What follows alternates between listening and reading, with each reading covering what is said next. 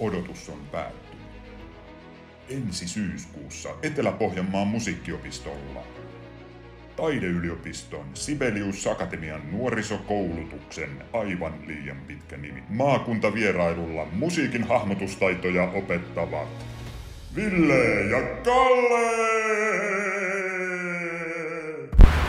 Viikonlopun muhatunneilla opiskellaan kaikkea mahdollista musiikista.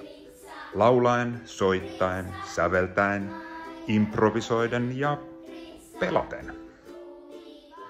Muha saatetaan joskus sekoittaa teoriatunteihin, mutta siinä on semmoinen yksi pikku juttu. Muhaa ei opeta dinosaurukset.